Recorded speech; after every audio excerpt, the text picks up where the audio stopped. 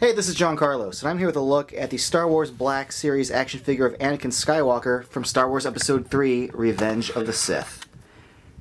Here's a look at the writing on the back of the packaging, and the artwork of him and Obi-Wan fighting. And now we will unbox the figure. The thing I like best about this figure is the paint and the sculpt on his outfit. I think they did a really good job with his little Jedi tunic. Taking a closer look at it, you'll see that they did all the right color browns with like a darker brown, almost black, that goes over his shoulders. But one of the little things I like is that they painted in that little light brown that goes underneath the main part of his tunic. I also think they did a great job on the belt. If we take a closer look at the belt, you'll see that they use like a wash over the brown. It's like almost like a black wash that gives it kind of a leathery effect that you can kind of see there. Reads really, really well. Also, all the little paint dots on all his little pouches and, pellet holders.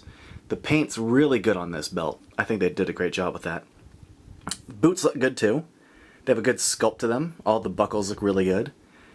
And I think one of my favorite things about this is these little flaps that hang down. They really do read like leather almost. It's creepy like how much this material doesn't feel like cloth, but it could be a leather. One thing I absolutely hate though is I hate cloth on action figures. I think 6-inch figures and 3 3/4-inch figures are so small that you shouldn't be using cloth on them at all. And also cloth that's designed for, a full person scale doesn't really work in such a small scale. But it's a very minimal cloth on this. You don't have to deal with that too much. Take a closer look at his head, because they actually did a pretty good job sculpting his hair. I think the hair looks good from all sides. And even in the front in particular, I think they did a good job with it. But what I'm really impressed by is the likeness in the face. Their Leia likeness, maybe not so good, but their Anakin, I think actually looks pretty good. His eyebrows look good, he's got good eye paint, that scar on his face looks good. Overall, I think they did a good job with this. Now let's focus on some articulation. The articulation on this figure is amazingly good. I've already played with it all. The shoulders, the elbows, it's all really, really good. The legs have a mid-thigh cut that's really, really high, so you really don't see it when you're down below, but it is definitely there. He's got the little waist cut, double knee joints as usual, and as usual I really like the swiveling ankle, which helps stabilize the figure when you're trying to get it to stand. He also comes with an alternative head, so we will pop this off and put on the other. Now this alternate head not only has red Sith eyes, but it also has like an angrier pouty mouth. So I like that they sculpted a brand new head for this and didn't just sort of paint these eyes red. Having looked at several versions of this in the store, I gotta say that I saw some that had some wonky paint on the eye. So if you get a chance, take your time and try to find a good paint job. The other thing is this one's got a kind of thin eyebrow, but when shopping for this, I picked one that had the better regular Anakin head. But I am impressed by Hasbro. They're able to paint the hair on the front, these little wispies hanging down. They painted them pretty well for a 6-inch Hasbro toy. I'm really impressed by that. He's got a good ball joint at the top of his head and the neck hinge, so that's good.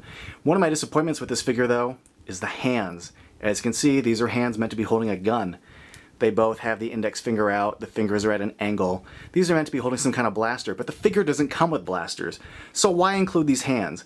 It seems to me that Hasbro seems to be really lazy with this. Either that or they're cheap, because they had the same problem with the Obi-Wan figure, where Obi-Wan had blaster hands too. I mean, just make a hand that's correct. Don't put these on. It's really annoying. I think it's cheap and lazy. And it makes him look weird when he's trying to hold his lightsaber. It looks all awkward that he's holding them with like a blaster hand, and they're holding it like at a weird angle and stuff. It just kind of sucks. Here's a close-up look at his lightsaber. I like that they painted the gold elements at the bottom side of the hilt. I do wish that the red button on this top part wasn't like half painted, but otherwise for such a small accessory it does have pretty good paint. What's cool is you can pull the blade out and take the hilt and attach it to this little like nubbin hole on his belt, where it can, sort of hang. Although I am having some difficulty getting it in there. That's what she said. And there you go. This is a pretty good figure that is otherwise marred by really lousy hands. They make these double elbow joints and the hinged wrist, which allow you to get both hands into a lightsaber grip position, but then they ruin it by having blaster hands, where the fingers are at an angle, so he holds it at like a weird angle. Other than that, though, I think the actual outfit looks great. I like both heads. If you're a fan of Anakin Skywalker, it's a pretty good figure.